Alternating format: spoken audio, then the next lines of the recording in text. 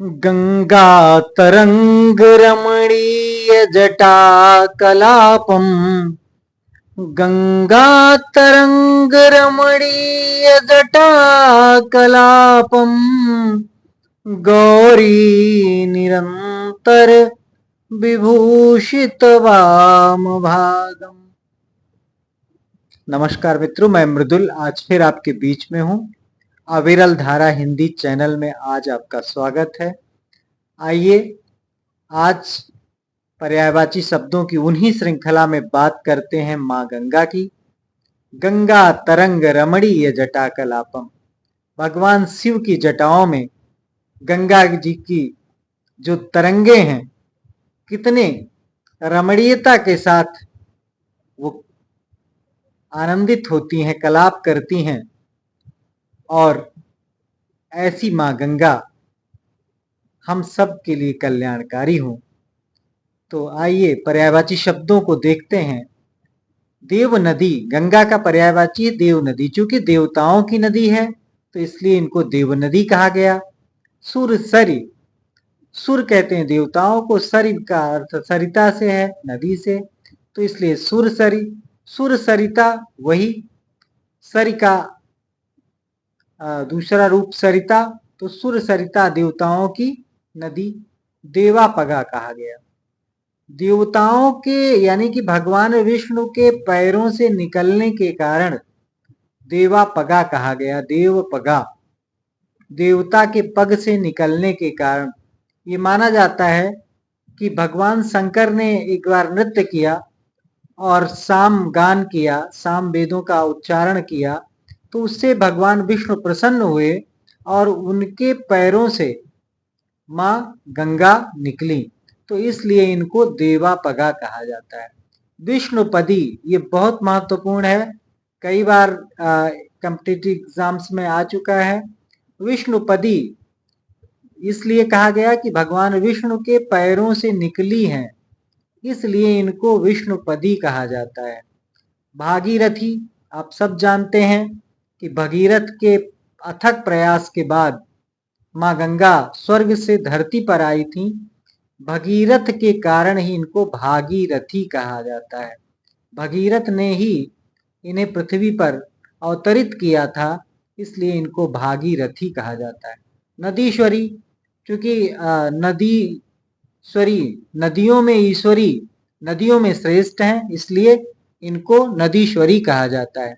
मंदाकिनी, मंदाकिनी स्वर्ग की नदी को कहते हैं। जो स्वर्ग की नदी है उसको मंदाकिनी कहते हैं। और मंदाकिनी का एक अर्थ और हो सकता है कि धीमी गति से जिसकी चाल हो।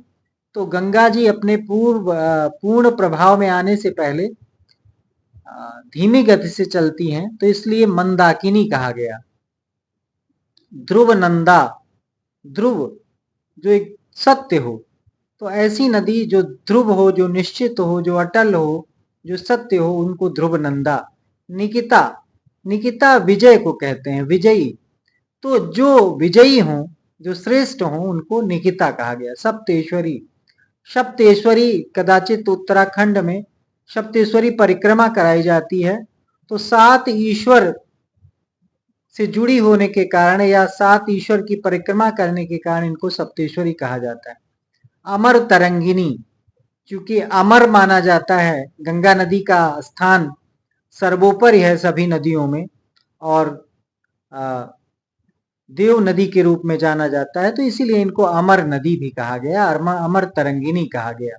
शुभ्रा, क्योंकि इनका जल धवल होता है, श्वेत होता है, इसलिए इनको शुभ्रा। जाह्नवी, जाह्न एक ऋषि थे, तो वो इन्हें अपनी पुत्री के रूप में मानते थे, तो जाह्न ऋषि के द्वारा पुत्री के रूप में माने जाने के कारण इनको जाह्नवी कहा जाता है।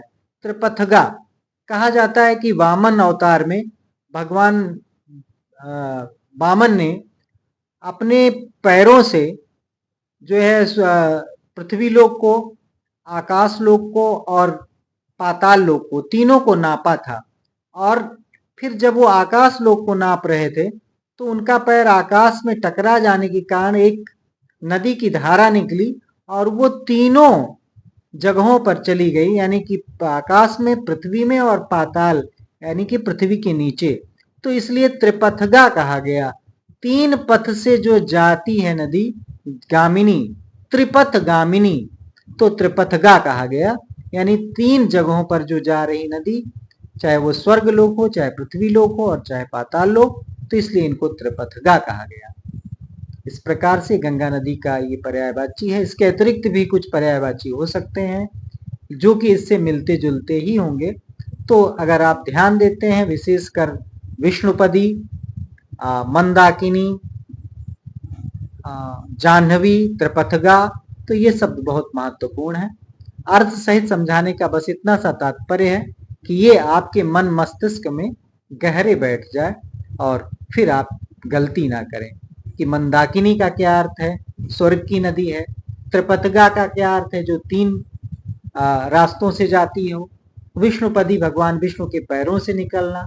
देवपगा इसीलिए कहा गया क्योंकि भगवान विष्णु के पैरों से निकली हैं। तो ये स्पष्टता आपको कॉम्पिटिटिव एग्जाम में बहुत आगे लेकर जाएगी, क्योंकि गलतियां बहुत छोटी होती हैं और आता इन्हीं जगहों से है।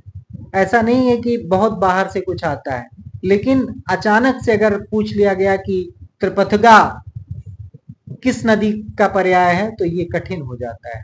विष्णुपदी का संबंध किस नदी से है, तो ये परीक्षा हाल में दुष्कर होता है।